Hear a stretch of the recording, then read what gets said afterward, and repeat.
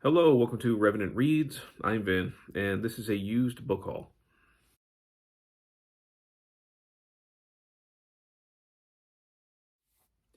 So this book haul, these are all just books that I got secondhand.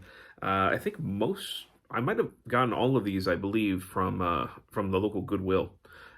Just a secondhand store that every so often has some pretty good selections.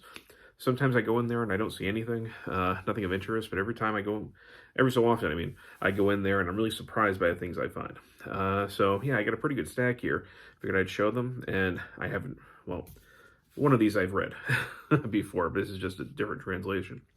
But otherwise, I haven't read any of these, and I don't know a lot about them. I make these videos to see if any of you watching have read them, and then you can let me know what to expect. So I'll start off with this.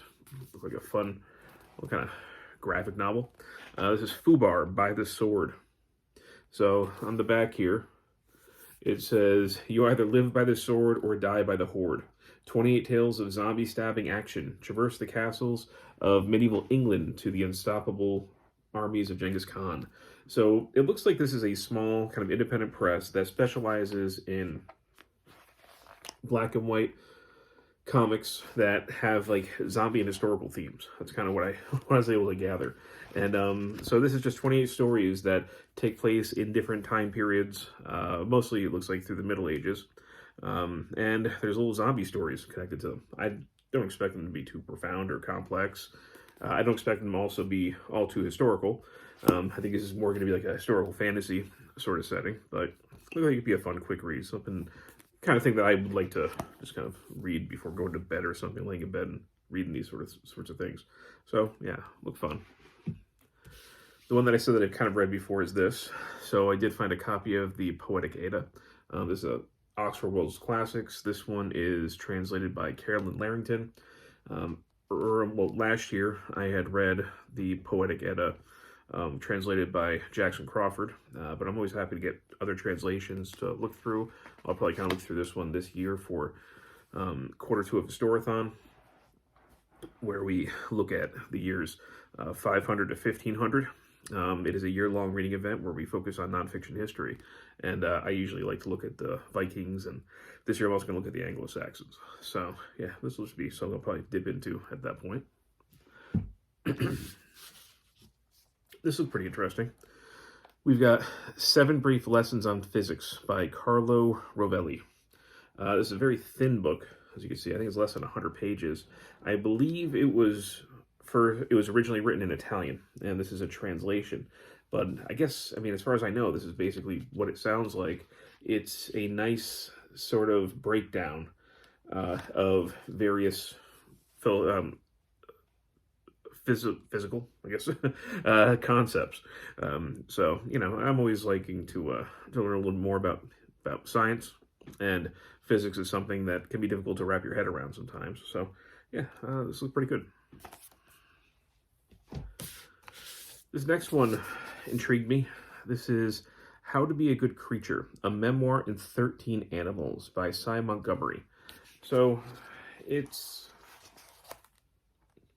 got black and red text, and I think that there were some illustrations in here, yeah.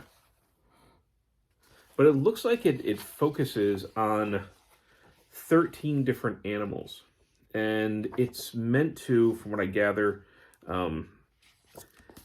have you see the world through their eyes. So this just seemed like a kind of a cool experiment. This might be something that I end up reading, maybe like around, I don't know, maybe there's a certain season this would fit in well with. If anybody's read these, you can let me know. But, I've been wanting to get in touch a little bit more as far as understanding the natural world around me. And this just seemed like a kind of a neat window into that. So, yes, How to Be a Good Creature. I found this, A Short History of Humanity, A New History of Old Europe by Johann Kraus and Thomas Trapp.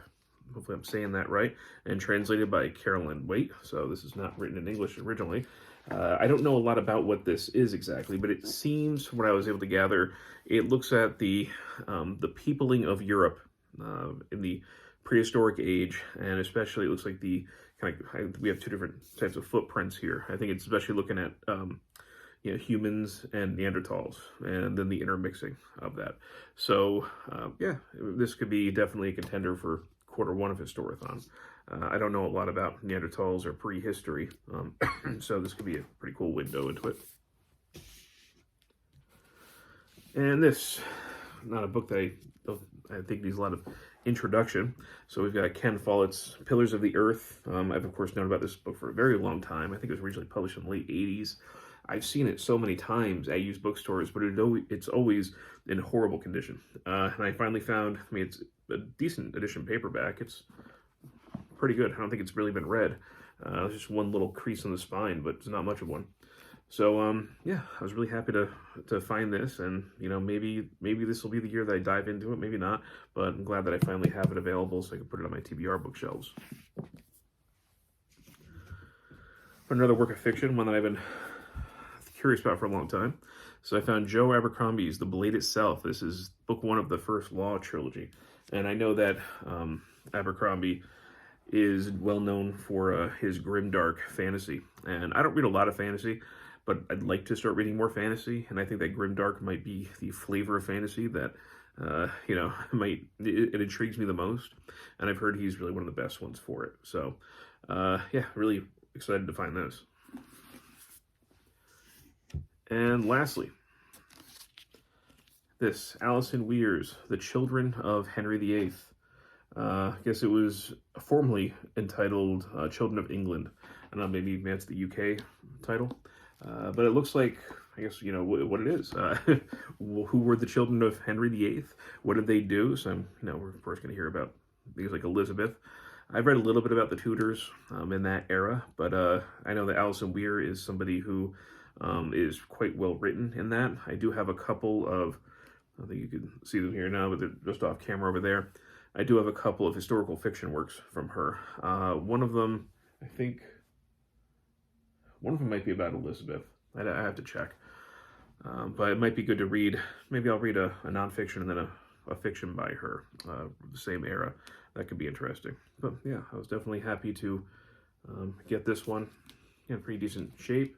And it does have some images in the middle. So yes, these were the books that I found. Pretty happy to get this pile. So yeah, we've got Children of Henry VIII, The Blade Itself, Pillars of the Earth, A Short History of Humanity, How to Be a Good Creature, 7 Brief Lessons on Physics, The Poetic Edda, and Fubar by the Sword. So again, if you've read any of these, love to hear your thoughts. As always, thank you, BookTube.